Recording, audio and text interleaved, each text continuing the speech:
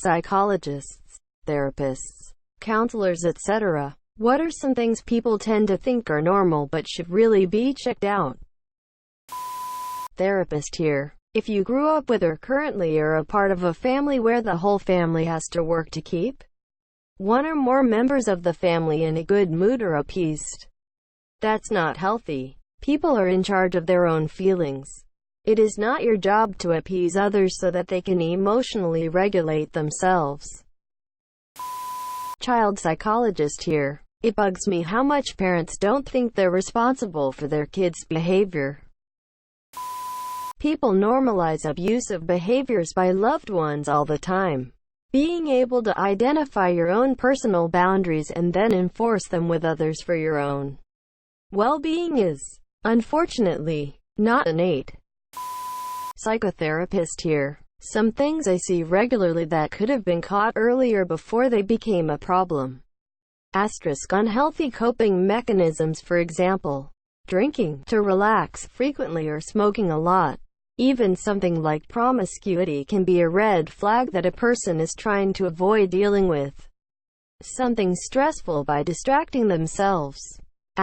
Self-harm. You're hitting yourself, banging your head on things, burning yourself on purpose, cutting yourself, etc. All of those things indicate that it's time to talk with a professional.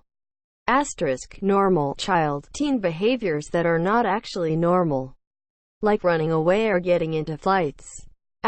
Not communicating. When this happens, something is usually wrong. Not always, as some folks are quieter than others. But if the child, teen, adult rarely speaks, or if they're silent in the presence of their parent or significant other, it's time to get them to see a professional alone to have their safety assessed.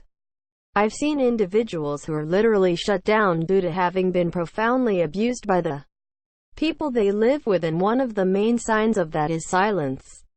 I've also seen people in perfectly good homes who cannot communicate due to extreme anxiety, and without professional help it's hard for them to overcome this. Mood swings. When a person's moods change from one extreme to another fairly often, regularly, that is another concerning symptom.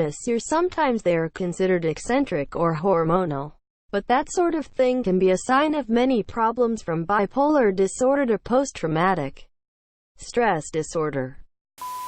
There have been a lot of my patients who have been pretty surprised when I've told them, hey, that's anxiety, depression, when they just thought their behaviors were typical for everyone. Not being able to maintain friendships, constantly being nervous about the safety of your child, to the point where you hate being alone with your child without your partner. Not being able to motivate yourself to do things, especially things you once enjoyed. Feeling excessively tired all the time. Not being able to calm down and just thinking about the same thoughts over and over and feeling worried. Other things we can help with. Having a hard time trusting others. Trying to recover a relationship from infidelity. Not knowing why your kid is misbehaving so much and needing guidance. Helping to improve communication within your relationships. If you experience these things, and more, therapists can help. Let us help you. Self-sabotaging behavior can ruin your life quickly. If you have an event in your life that has affected you negatively and you seem to find yourself exhibiting irrational or incongruent behaviors, see a counselor. You don't have to have any certain pathology to seek mental wellness counseling. A word. The need for some parents to speak with their children about adult problems. No. Your young child does not need to be aware that you are struggling financially or that daddy slept with the lady next door. The parents that tell their children that they are going to go and speed my car into a tree, purposely kill myself while you are at school, or slit my wrist when I shower tonight, and parents that feel they need their children fixed, as it's the child and not the family unit as the whole that needs support and or assistance. Just a few recent ones I've heard. Sorry about format commenting via mobile phone. Thanks for the gold. My first one. In regards to financial comments, taken from a previous comment of mine as I've been getting asked to answer this, I'm talking more on the extreme side towards children that have been extremely hurt and money talk was used as a tool to make the child feel at fault and guilt to some degree. I'm currently working with a child now that is triggered whenever he hears talk about finances and feels it's his fault. They will eventually become homeless. They won't, but this is what he is told. If only he didn't eat so much. If only he didn't have so many school fees. Not to mention the arguing between carers over finances. This must be his fault too, though. They're yelling and shouting because of this. I'm curious how much procrastinating and or lack of motivation to do stuff is normal, and how much isn't. Thinking that 5 hours of sleep per night is okay. Rapid weight gain or loss with no obvious medical cause. Relationship problems. Don't get me fucking started. Inability to regulate your own emotions. Also, negative self-talk. We talk to ourselves way worse than any person could. The attitudes of their parents. No, really. There are a lot of bad things that current parents do that are just seen as normal, when they're not, and they have long-lasting psychological effects from emotional damage. Shadow people. One question we asked was if they ever saw, heard or smelled anything others didn't. This came up more often than you might think. I've seen a lot of people dismiss their depression, other mental illness because it's not that bad. Or, other people have it worse, or, should be able to handle it on my own. You shouldn't have to suffer through mental illness even if you technically can. You deserve to be happy, and therapists and psychiatrists are there to help you learn how to help yourself. It's not a weakness to find someone who can assist you in figuring out coping skills or prescribe you medications to help fine-tune your brain's neurotransmitters. Edit. Wow. Thank you for the platinum, kind stranger. I didn't expect this to blow up, but I'm glad it seemed to have helped a few people. And for the purpose of clarity, the lack of financial means is a huge barrier to getting care, and we really need to address it on both a local and global level. From the patient side, it took having a massive anxiety attack at my doc's office to find out that no, massive anxiety attacks in front of strangers isn't common or normal.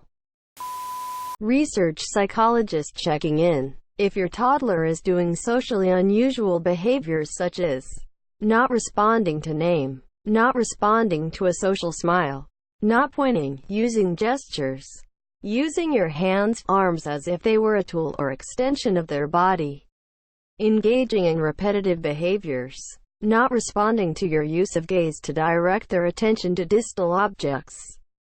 Check with the pediatrician about getting assessed for autism spectrum disorder. I've been wondering how much a person can talk out loud to himself to the point it becomes a problem. I've been told that homicidal thoughts are normal.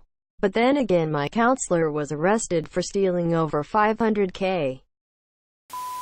I'm pretty sure having feelings that change from ecstatic to near suicidal over the course of mere hours, almost every day, is pretty bad. It's a lot of things, really. Even the most insane things can be normalized. In the extremes, I know a patient whose father would occasionally beat her up, sometimes while she was showering, because she hadn't done a house chore, and she considered that normal. Feeling like everyone is as hyper-aware of you as you are of them as you're. I'd actually suggest that it's the opposite. There are many things that are normal that people think aren't. Yeah, PLS helped me understand myself. I tend to change my preference and philosophy almost every day. Is something wrong with that? Being an asshole to everyone. It's something that's become a norm due to their animosity on internet, and carries out in real life. I'd like to point out that there are tons of things that are normal but are not healthy or ideal. Normal is just what the statistical majority are doing. Not what would be best for the monsieur. I think the main question should be, what impact is blank having on my life and relationships, rather than wondering how it compares to the average person's experience or behaviors. Is it weird? This post have helped me out more than my friends and family. New nurse here. Did my rotation for mental health, and one patient in particular took quite an interest in me. He was very polite and very kind. He was chatting up a storm, answered everyone's questions, and repeatedly asked my name. Later, we got to look at patients' files and I got his. He had a psychotic break and started hearing God. She told him her name was Courtney and that she had chosen him and he was to find her and marry her. Guess what my first name is? Courtney. They ended up moving me to another part of the hospital after that because he was quite interested. Can confirm. I am definitely not God. Way too much responsibility. I know a guy who thinks he is literally the son of God. Reading Reddit comments 4 to 8 hours per day. Hi, I'm a kid who fell through the cracks. Got diagnosed with dyscalculia when I was a sophomore in high school. Throughout the years, my parents would tell counselors, psychologists, etc., that something wasn't right and it was more than me being bad at math. It took a really badass teacher I had pushing and advocating for me to get an official diagnosis before anyone did anything. I understand fully that sometimes parents can be pain in the ass. But please, please, please, if a kid is 15/16 of a year old and is stuck at a 5th grade math level, look into it. Well, after scrolling through this, I'm learning a whole bunch of stuff about me. Perfectionism is a spectrum and everyone wants to do good work. An obsession with perfection is not something to be proud of and definitely not healthy.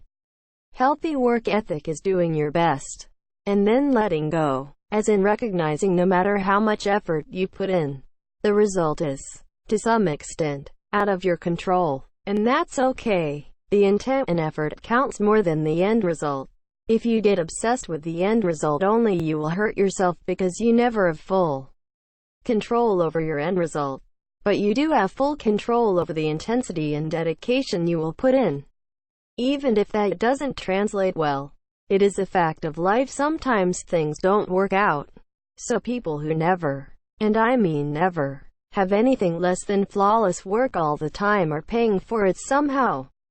Burnout, or mental stress, or overtime, or medication, drugs to keep going, or etc. It is pathological to want, or to think you can realistically have, such control that your work is flawless all the time. Thank you. What a great post. You've got a lot of people talking, which further normalizes talking about and acting on mental well-being.